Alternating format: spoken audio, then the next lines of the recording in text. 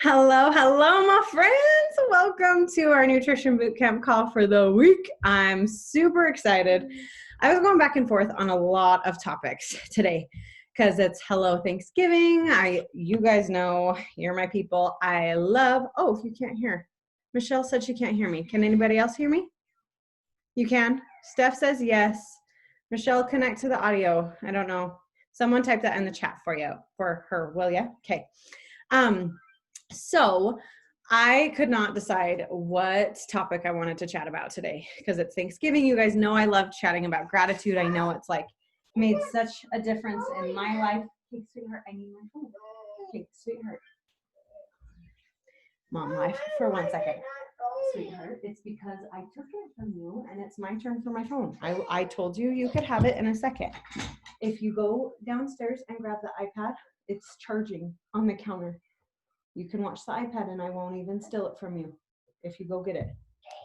Sorry, should have done that before. It's fine. Okay, so I finally nailed something down though. And a few weeks ago, did a little poll. Yay, Michelle, so glad you can hear me.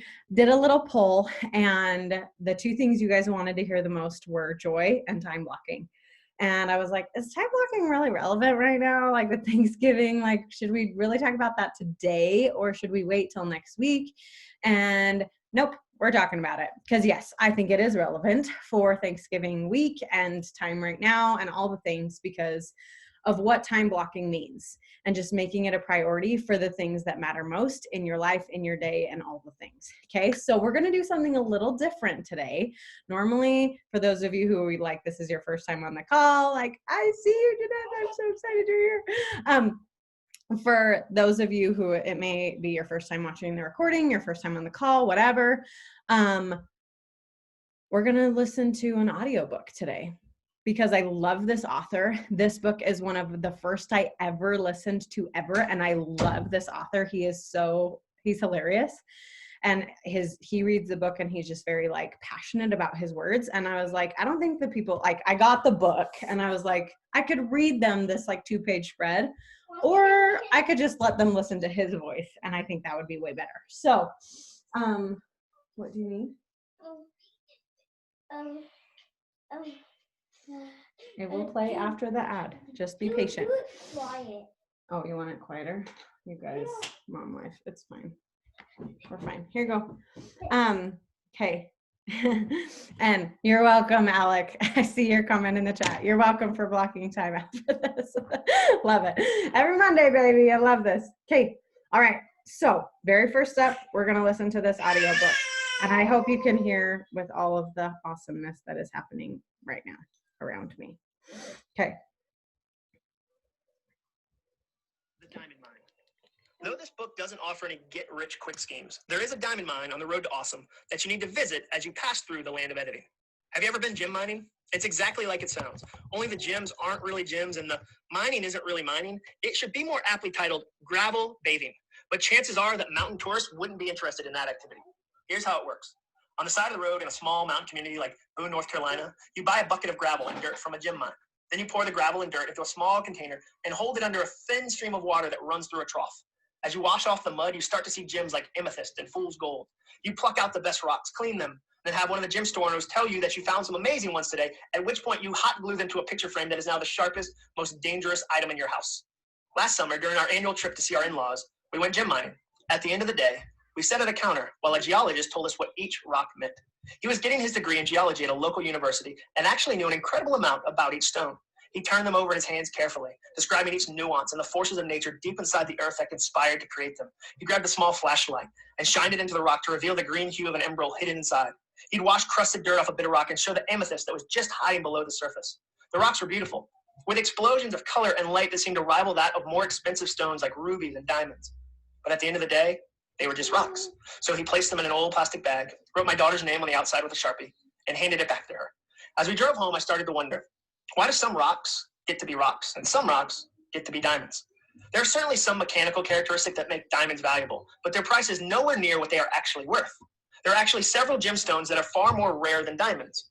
So how come a diamond is a diamond and any other rock is just a rock? Because somebody decided that's how it works. A diamond is just a rock we collectively assign the highest value to. That's why the supply is so carefully guarded and monitored, making a diamond worth a lot of money and another stone worth a spot on a picture frame. Inside the mine, in the land of editing, you've got to decide what in your life is going to be a diamond and what's going to be a rock. You get to make that decision. You get to assign value to the things in your life, and the value you assign will radically change how you interact with them. Scientists call this value attribution. The value we place on things is a powerful, powerful force. In some ways, it guides our perception of the entire planet. The Washington Post proved that once with a well-known story about a violinist and a subway. One morning, in the middle of rush hour, they placed Joshua Bell, one of the world's greatest violinists, on a subway platform dressed in casual clothes. Into his skilled hands, they placed a $3.5 million violin designed by Antonio Stradivari in 1713. He then proceeded to play the most complicated, amazing arrangements of music. Can you imagine how many people paused during their commute to take in a concert that would normally cost hundreds of dollars in one of the world's greatest concert halls? The answer is 7. More than 1,000 people passed Bell as he played, and only 7 people stopped to listen. Only 7 people stopped for a minute to give the moment the gravity it certainly deserved. The 1,000 other people who walked by? Well, as the authors of the book Sway suggest, they had already assigned value to that subway performer. The sound of the beautiful music wafting through the air couldn't change that. The design of the multi-million-dollar violin couldn't break through that. The speed and undeniable skill the violinist's hands demonstrated couldn't break through that either. As they passed by Bell, write Ori and Ron Brofman, most subway riders didn't even glance in his direction. Instead of hearing an outstanding concert, they heard street music. They decided the subway was full of rocks, and the appearance of one of the world's greatest diamonds wasn't going to change that. I didn't particularly like the implications value attribution had in my own life. It was fun to say, my kids are a top priority to me. My wife is a top priority to me. What I write is a top priority to me. But sometimes I found myself treating them like rocks. How do I know? Because I wasn't giving them the most valuable currency I own, time. I was forced to ask myself, are my wife and kids in writing getting the best of my time and creativity or the rest of my time and creativity? Was I calling the right things diamonds and the right things rocks? Or was it possible I had it backward? That's the goal of our entire time in the land of editing. We have to, and more importantly, get to decide what we'll call diamonds and what we'll call rocks. That decision and our ability to constantly come back to it to make sure we're staying true has the power to change the way you see the entire world. The challenge to editing your own value system is that the world will constantly try to convince you that you've got it wrong. When you walk out of the mine holding your diamonds in your hand, the rest of the world may try to convince you they are rocks. Don't listen. You should never chase awesome with someone else's definition. Finding your diamonds. Let's not overcomplicate this. It's actually really easy to find your diamonds. They're hidden in plain sight right on your calendar. In fact, time is the only honest indication of what really matters to us. Intentions are ambitious liars. If you ask your intentions what your diamonds are right now, they'll tell you whatever it is you want to hear. Instead, we're going to do a quick interview of your calendar. In the last 24 hours, what did you spend your time doing? In the last week, what received the greatest deposit of your time? Work, probably, but how much did it really get? And where did the rest of your week go? When I walked out of the diamond mine believing my wife, kids, and writing were my priorities, I had to consult my calendar. What it instantly revealed was that I was spending 50 to 60 hours a week working. It further indicated that my wife and kids were getting almond-thin slivers of my time, something like 1/10 that amount. My intentions told me what they had always told me. You're such a great husband. You're such a great father. But my calendar told me a different story. Realizing this, guess what I did at my next job? I worked from 7 a.m. to 4 p.m. Not everybody did. It wasn't a given. It was something I had to be deliberate about, something I had to protect. But I couldn't ignore my family and treat them like rocks, all the while pretending I was treating them like diamonds. Want to find the rocks and diamonds in your life? Look at your calendar. Don't like what you find? Edit it. You own the calendar. It's your employee. You don't report to it. It reports to you. Edit it down so that diamonds can remain diamonds. Okay. I love that book. Love that book. Love him. Love that concept. Love that idea. And I like all the yes, right? And like I said, I could have read it to you, but I love his voice. I love his passion. And like I said, this is one of my very favorite books of all time ever. Okay. I love Start by John Acuff. And the like subtitle or whatever of the book is Punch Fear in the Face, Do Work That Matters, Escape Average, Start. And I freaking love him. But I love that part of the book and really referencing your calendar to figure out what it is that are the diamonds in your life. And like, I will be 100% transparent and honest. Last week, I was totally off balance. And I don't believe in the word balance. I love the word harmony, right? That like in a song, right? You have sopranos and altos, and you have basses and tenors, and you have instruments that are louder and quieter and whatever. All the things are working together in harmony. And sometimes this part is louder, and sometimes this part is really quiet, and sometimes they switch, right? And it's just defining in your life the balls that are crystal versus rubber, and the diamonds in your life, right? And those crystal balls, the ones that if you drop them, they will shatter, they will break. You cannot neglect them, right? And those are your diamonds. Those are your diamonds in your life. And when I was looking at my calendar last week, I was like, you know what? I really, every single day, my cutie Ellie is talking to you too. Every single day, I have like blocks of time that I know exactly what I'm going to do. And like my morning time from 4 to 7, I know exactly, literally minute by minute by minute by minute by minute what I'm going to do. And guess what? That's one of the most proactive and productive times in my whole day. Steph is like, yeah, me too. Like I know what I'm going to do. And the second I wake up, I know what I'm going to do. I know what I'm going to do. I know when I'm pushing play on my workout. I know when I'm going to read my 10 pages of my book. I know when I'm going to write in my gratitude journal. I know when I'm going to meditate. I know when I'm going to do all my lifesavers from the book, The Miracle Morning by Hal Elrod. I know all those things. I have a layout. I have it, whatever, all the things. Once 7 o'clock comes, then I kind of like give myself some leeway. And this is not me saying like you need to turn into a type A person who has every second planned, even to the last detail of when you're going to use the restroom. Okay. No, like that's not what I'm saying. Okay. You can allow yourself like freedom within your time blocking.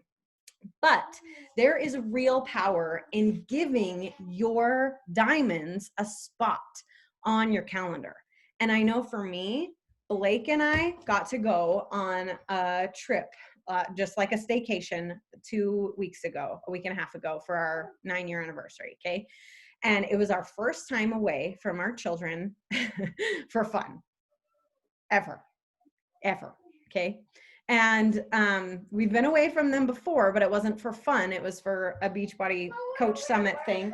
And that was fun too, but it was for work. It was like, a coaching thing. And there was never a time that it's like, we have no plans besides the one we made. We have no agenda. We're just going to hang out. And like, you guys, it was so foreign. It was literally like, it was so fun. Wherever you'd like, sweetheart, there's a huge room here. You want to sit with me? All right. Okay. He's a diamond, so that's why he gets to be right here, right? It was so foreign though. It was seriously so foreign. And we were like, I'm not doing anything to your knee. The chair is hurting your knee. You're killing me, Smalls. But it was really so foreign that we were like, what do we talk about? We don't have kids to help. We don't have things to do. We don't have whatever. And it made me realize, like, although like my husband is a huge priority to me, he's my best friend. I love him. I run marriage groups all the time. I'm very passionate about staying married, being married, all the things. And it made me realize I don't just hang out with my husband nearly enough, clearly, because this feels so foreign. And so today I was thinking about my diamonds and the things that I want in my life to progress. And I like every single morning, my miracle morning goes on my calendar because it matters to me. My workout goes on my calendar because it matters to me. This nutrition bootcamp call went on my calendar because it matters to me. I had a coaching call at 8 that's like a hype you up, yay, it's Monday, let's slay the week thing. That matters to me, so it went on my calendar. And I had like nap time and lunchtime. I want to feed my children. I want to feed myself. That goes on my calendar, right? I know when I'm going to start making dinner. I know like XYZ, whatever, but I didn't ever put hang out with my kids. Like that is the plan. That is the plan. And I don't need to have any guilt or shame in that. And me just being real and raw, like there is a very, very, very, very real problem for me if I don't tell myself like guilt-free, put your phone down, go play. It totally turns into, holy cazoli, it's already 11 o'clock. What have I done for the last hour and a half since that call ended that I was talking about? Like, okay, yeah, I loaded the dishwasher. What else did I do? Like, I don't even know. And I didn't clearly do anything productive. And yet my kids were watching a show and entertaining themselves or jumping on the tramp together or playing or whatever. And I was just, I don't know, busy work, scrolling my phone. I don't know, honestly. And I've been trying to be really intentional about this for the last couple of weeks since I started time blocking. And today was really the first time that I like wrote it in my calendar, play with my kids from this time to this time. And you guys, it was so fun.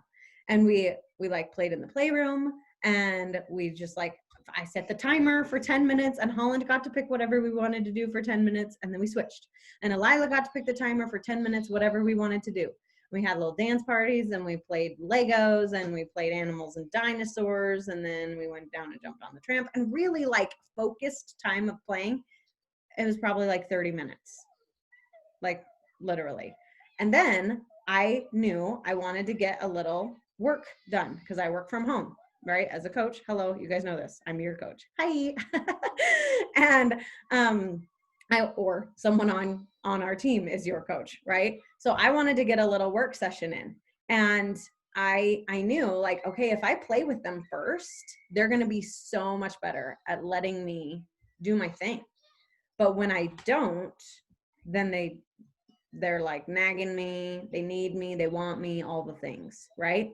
So when you identify what matters to you, put it on the calendar every day, every day, every day. Okay. So just, this is not me like saying your time blocking needs to look exactly like mine. This is just to give you an idea of what mine looks like so that you can like, okay, like I get it. I get how to do this whole time blocking thing. Okay.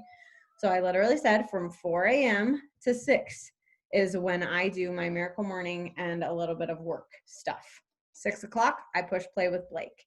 And most of the time there's like some pausing in there because he needs us to like help him with breakfast, whatever, all the things. So it typically takes us an hour to do our workout, even though it's really only 45 minutes. At 7, I'm going to make breakfast. I'm going to start a load of laundry. I'm going to unload, and I'm going to help my kids finish their miracle morning stuff. Okay. And I literally like write that in there. This is what my time blocking thing looks like. Okay. It's kind of detailed, kind of cray-cray. It's fine. This is what I like, and that's what I do. And you guys, there's a lot of room for grace in there, okay? We didn't finish our workout right at 7. It was like 7:11 by the time we were done. Blake and I had a random spontaneous conversation in there that lasted like 20 minutes that was super great.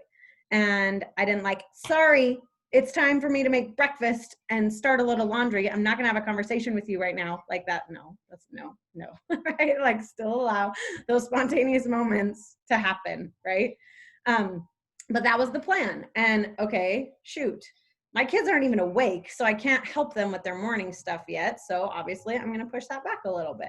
But this is how I planned my day last night. That's a little key I'll get to in a second.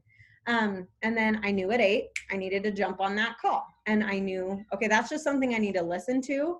I don't have to like sit down, watch, be super intentional, whatever. So I knew like, okay, I'm going to unload the dishwasher while I do that. And if I haven't started the load of laundry yet, that's when I'll finish it. That's when I'll start it.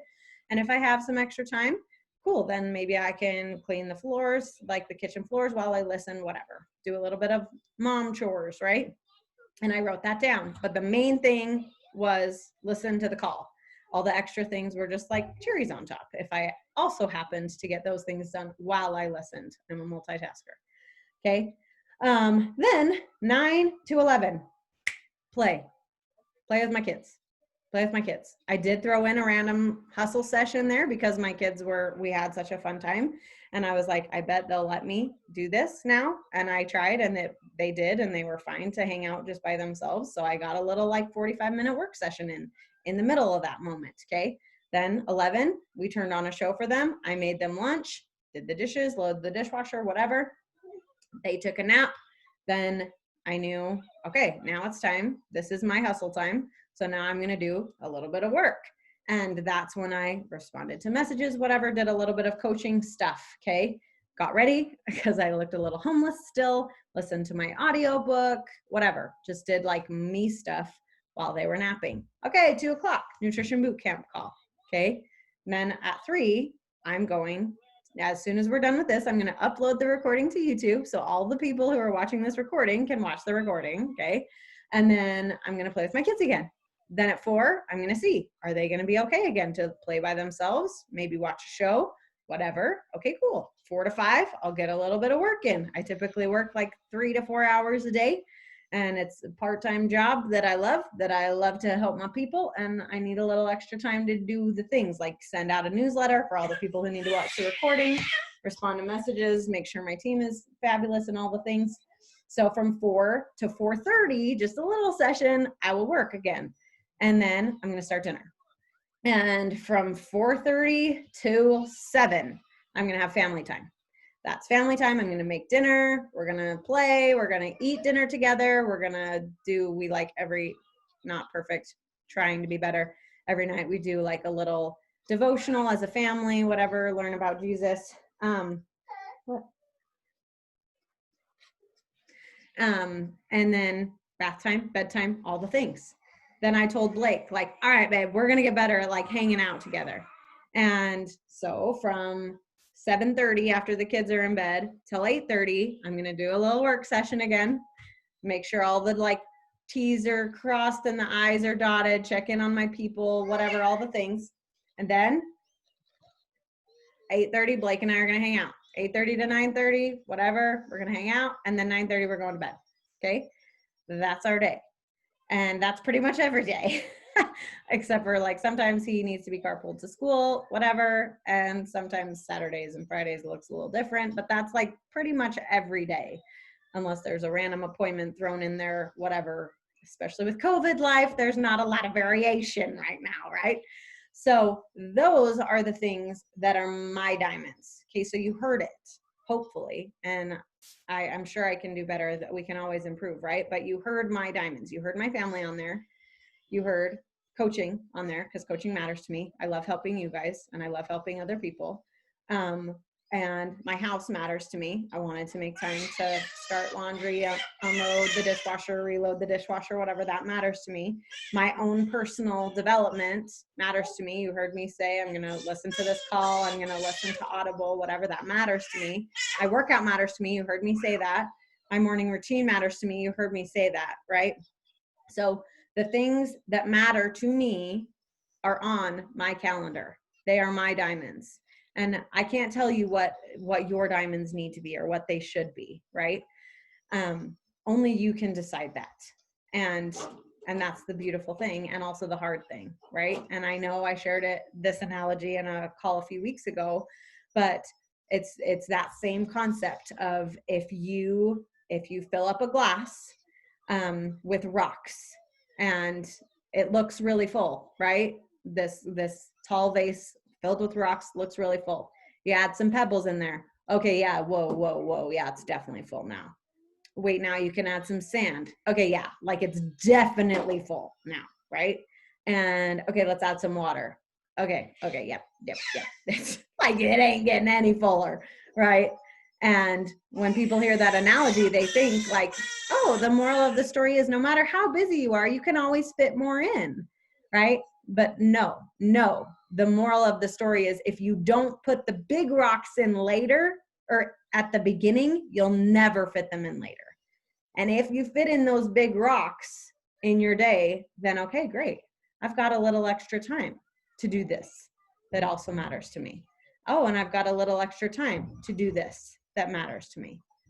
Oh, and now I've got a little extra time to do this that matters to me, because I already did those big rocks. I found my diamonds and I blocked time for them. Okay, perfect. All right, moving on. This planner, just in case you're like, what is that? This is called the Red Fox Planner. My sister, who is also a coach, suggested it, and I love it. I really, really love it. it doesn't need to be a Red Fox spiel nutrition bootcamp call, but I really love it. In case you're like looking for a good plan or whatever, there's a spot for affirmation, gratitude, and what you're excited about. There's a way to be accountable for the things that matter to you in your health and fitness, personal development, family and friends, fun and recreation, spiritual and relationships to tell like, this is what I did in that area of my life today. And it's a spot to be accountable for how you progressed in that specific area so that you don't get like lopsided, right? We're looking for harmony.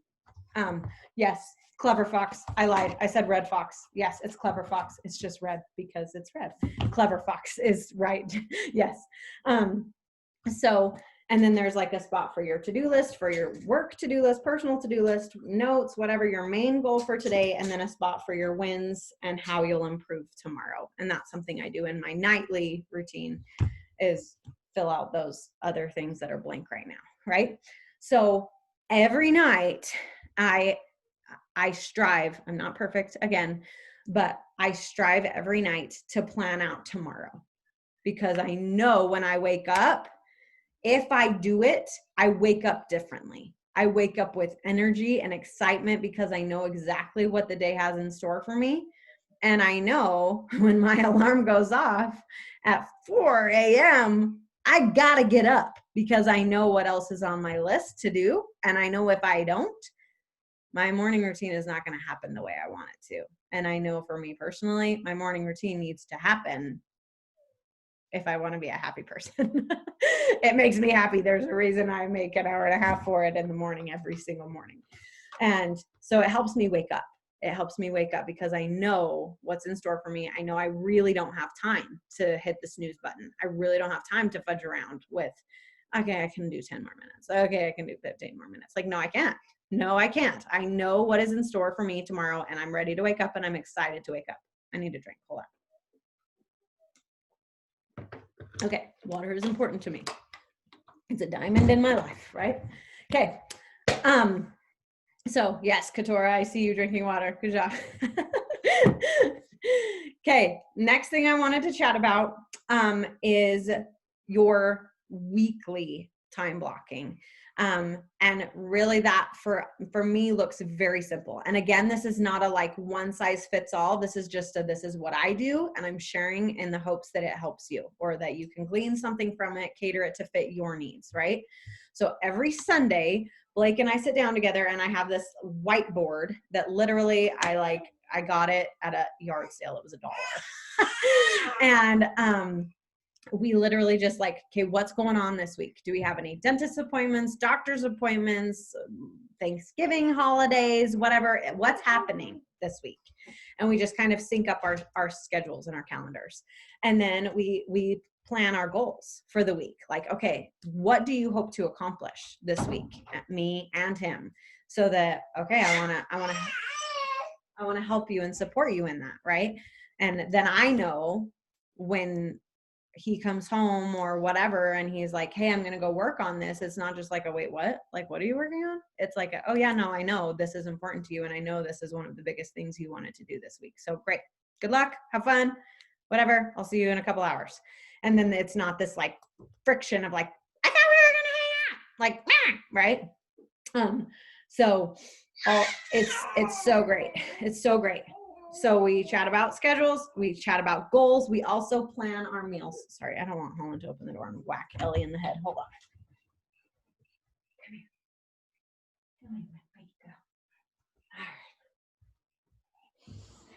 Come here. Okay. We plan our meals and just dinner. I am very, very boring. Like I literally eat the same thing every day. I have eggs with some sort of carb, whether it's English muffin or toast or, yep, that's about it. I have eggs in some sort of variety, whether it's an omelet, fried, sandwich, something. I have me some eggs. I have me some toast every single day. So I just need to make sure I got eggs, I got toast. I always have a cheese stick. I always have deli meat. I always have raw vegetables. I love carrots and snap peas and jicama and grape tomatoes and celery. I love dip. I gotta have some dip. I love Shakeology for lunch, salad kits for lunch, wheat thins. Yes, those things I just said, those are my breakfast, lunch, and snacks. Every day, every day. Hard-boiled eggs thrown in there. Love that. Yeah, you're fine, Brenda. I will send out the recording. But those are my snacks. And so I really don't need a lot of variation in my breakfasts and lunches. That's me. I'm boring, like I said. But dinner, sorry, that kind of hurt. Dinner is the one place that we want some variety. My husband is not that person who's like, yeah, I could eat the same thing for the rest of my life and be happy. No, that's not him. So in our weekly meal plan or weekly family council, we plan out, okay, what are we going to have for dinner this week? And really I plan what we're going to have for dinner that week. And I just tell him, hey babe, this is what we're having. Does all that sound okay?